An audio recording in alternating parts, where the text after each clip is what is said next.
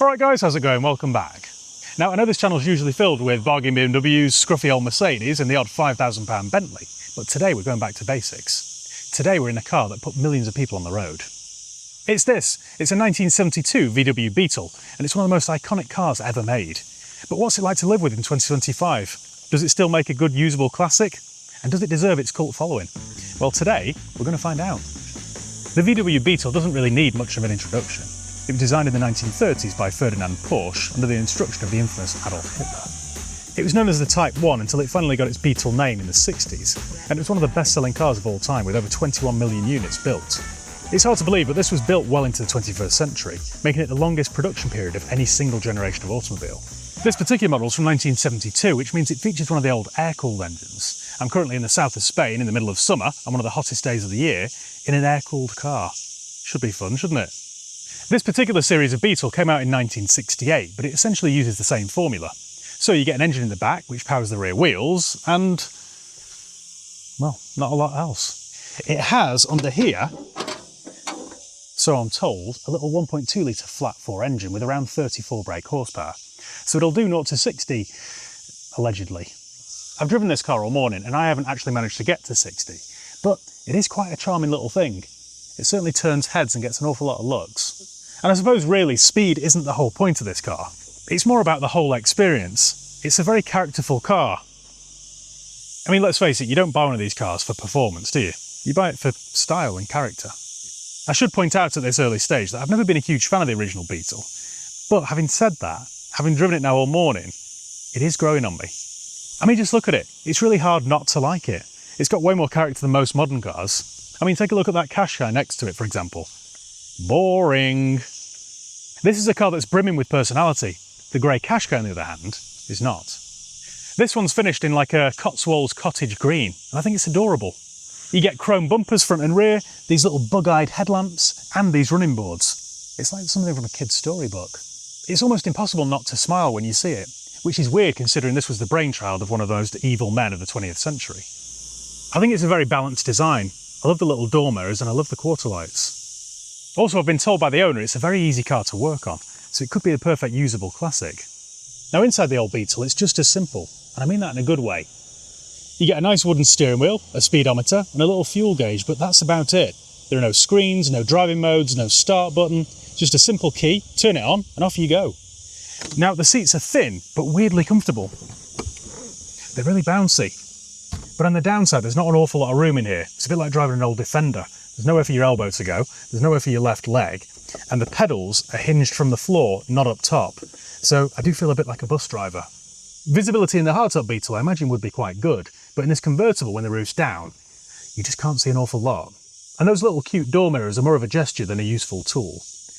You can't see an awful lot. One thing that surprised me though was the build quality. It's very good, this, considering it's 53 years old. I quite like the thin little indicator stalks and wiper stalks. They're almost made out of flat bar.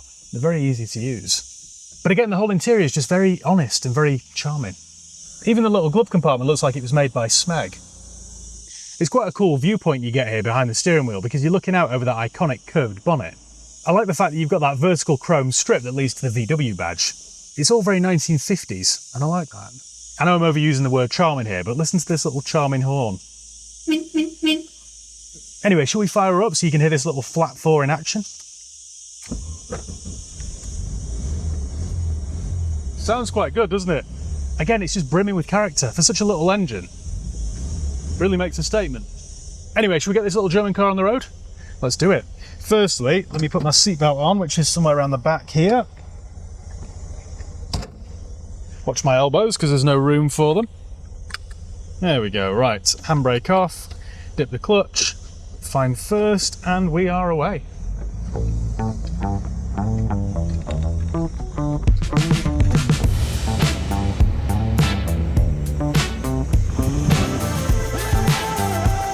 I'll be honest, it did take me a good few minutes to get used to the gearbox.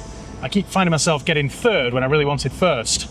Still, I suppose with time I'd get the knack for it. When you get this thing going though, it does keep up with modern traffic, in a fashion.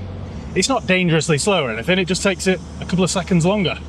It's an old girl this, and you've got to treat it with respect. I do like the noise this little air-cooled engine makes though. It gives this car a nice little soundtrack. It kind of sounds like a sewing machine, only a loud one. But again, it's part of its charm. Also, this probably won't come as a surprise, but there's no power steering, and the steering is very vague, very heavy, and a little bit dangerous. It's been years since I've driven something without power steering, and I'd forgotten just how bad they were. You see, the quicker you go, the lighter it gets, which is fine until you come to a corner, and all of a sudden it goes very heavy again, and it's quite dangerous. Each time I come to a corner in this, I have a moment of panic. You might be thinking I'm sweating here because of the weather, but no, I'm sweating because of the fear of death every time I go into a corner. The gearbox itself, though, is nice and smooth, and when you get used to the weird pedal position, they're all right. They're quite easy to operate, although you will find yourself with a bit of a stiff ankle because it's always up. And like I mentioned earlier, there's nowhere for your left leg.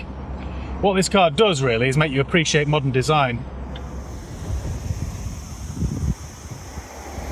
If you're in the market for a classic car or motorbike, then it's really important that you do a thorough vehicle history check first, and I always use a company called Car Vertical. With Car Vertical, it couldn't be easier. All you do is go to carvertical.com, don't worry, I'll leave the link below in the video description, and type in the reg or the VIN. And by the way, this isn't just a UK thing, it works in over 35 different countries. So it'll tell you if the car's ever been stolen, written off, had a mileage drawback, or has outstanding finance on it. And with an old car like this, that's really important.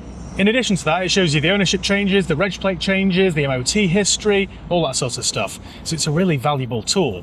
It doesn't take long to produce that report, and it isn't expensive, and it's cheaper still if you use my promo code HIGHPEAK. That's HIGHPEAK, all one word, HIGHPEAK, and you'll save yourself 20% off each and every check that you do.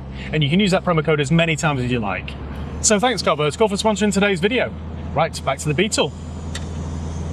This really isn't a car you'd want to be stuck in heavy traffic, but once you get it going on the open road, it travels along very nicely. It's actually very nice and smooth, and these seats are incredibly comfortable. It's almost like sitting in an old Saab. Here comes a corner. Just wipe the sweat there from my forehead. You really don't drive this car quickly because you can't, but also because it's just more charming to sit here at 30 miles an hour and just float along. This car really changes the way you drive because you find yourself having to keep momentum. It's far easier to drive once it's going already. Make sure I'm in second there and not reverse. Are we in first or third? Your guess is as good as mine. No, I think that's first, we're good. I don't like sitting stationary in this car for too long because I'm terrified of it overheating. It hasn't done so far, but it's about 35 degrees here today, and I'm relying on fresh air going through the engine to keep it cool. So I'm much happier once we're on the road. There's a laughable amount of body roll here, not like a 2CV, but there's an awful lot of body roll, and my steering's very heavy. And I have arms like Schwarzenegger at the end of this video, aren't I? There we go, and we're on the move again. But it is all very charming, and it does put a smile on your face. I've enjoyed this whole experience. You get a nice little whiff of petrol as you drive along. In fact, there's a new Beetle there. Also right-hand drive. I do find myself nursing this car along a bit. I'm trying to be mindful of its mechanics and its age. So what's this car like to live with then on a regular basis? Well, like anything, there are pros and cons. After speaking to this car's owner, I'm told it's very easy to work on. You can fix most things with a bit of common sense and a screwdriver and a mallet, which is very much my kind of mechanics. There's nothing fiddly or complex with this. The other good thing is parts are cheap and easy to get hold of. There's a huge aftermarket scene with these.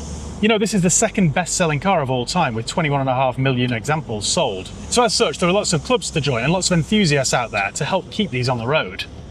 So this isn't some rare, obscure classic that you'll struggle to keep on the road. It really isn't. The other good thing is, as I mentioned earlier, it gets loads of attention. I stopped for fuel before and I had people taking photographs of it. It's just one of those cars, you'll have people coming up to you to say, oh, my grandfather had one of those, oh, my dad had one of those. Speaking of which, my grandmother had one of these, a 1972 Beetle, way back in the 70s. And having driven this car today, I've got even more respect for her. She used to drive regularly from Manchester to Glasgow in hers. I can't quite imagine that. I've enjoyed this today for a few hours driving around in the Spanish sunshine, but the thought of driving it on a Monday morning up to Glasgow makes me panic like that. The other good thing is I think you'll really enjoy driving this car if you're not a fast driver, which I'm not. I'd rather just waft along and enjoy the whole experience. So they're the positive bits out of the way, so let's talk about the bad bits. Well, it's a 53-year-old car, so it isn't the easiest thing to drive. Once you get going, it's okay, but you can never really switch off. That's thanks to the fact the brakes are very spongy, the steering's very vague, very heavy, and then very light all of a sudden with no warning. And there's no room for your left leg. And I do already have cramp in my left leg. Also, because it's an old car, there are 0 safety features. You know, there's no ABS, no crumple zones, so if you do get yourself into an accident, you better hope that your affairs are in order. You know what, I am getting better at driving this. I'm slowly learning all of its quirks. The other negative thing to tell you is the heating system. Not that I need it here today, of course, but it's not great. If you're thinking about buying one of these, make sure you check them out for rust, because they do rust really badly. If you're looking to get one, then I'd probably advise you buy one from a warm country like this. That way it should be completely rust-free and you shouldn't have any trouble. But if you buy an old English one, then you'll be lucky if it's still got its flaw. If you can find yourself a rust-free solid example, then these are some of the easiest classics to maintain and keep on the road. The steering is really becoming a bit of an issue with this. What would ordinarily be a 3-point turn in this becomes a 12-point turn. Still, when you get it going again, it is quite good fun. Now, for the same money as this, you could get yourself an old classic Mini, or a Triumph Spitfire, or an MGB GT. And that's true, but I'd argue that none of them have the same global legacy as the Beetle. You know, none of those were built to such a scale, or supported by the same huge community as the Beetle. I don't want to sound cheesy now, but this isn't just a car, it's more of a movement. There's something about Beetle ownership that people just love, and until I'd driven one, I never really understood it. But they really become part of the family. Still, I think I'd rather have one on my driveway and look at it and appreciate the design than ever use it. Because here I am today with sunburn, a sore ankle, sore arms, and a sore leg. So what's the verdict? Well, like most things in life, there are lots of positives, but also lots of negatives. It isn't fast, it isn't great to drive, and it's about as luxurious as a phone booth. But none of that matters. Because what this is really is honest. It's fun, it's charming, it's characterful. It doesn't take itself too seriously. And on top of that, it's cheap to run, cheap to maintain, and everybody loves it. So if you're after a classic car that you can tinker with on the weekends and maybe take to a local classic car show, the Beetle makes a very strong case. You see, in a world that's going electric and automated, it is quite refreshing to be in a car as basic as this. This car's about as basic as it gets. All you can hear as you're driving along is the little flat four buzzing along nicely. As far as prices go, then they're about as all over the place as the steering. You can pick one of these up on eBay for just a couple of grand, but it'll probably be a complete rot box. For a nice example like this, you'd be looking maybe £15,000–20,000. So it is a lot of money, granted, but cars like this are a safe investment. There's always somebody out there looking for something like this. So anyway, I think that's about it. Thank you once again for watching. Make sure you give the video a thumbs up if you enjoyed it. Make sure you subscribe if you haven't done already. You can follow me on Facebook, Instagram, Twitter and TikTok. I'll leave the links below. And yeah, cheers guys. I'll see you next time.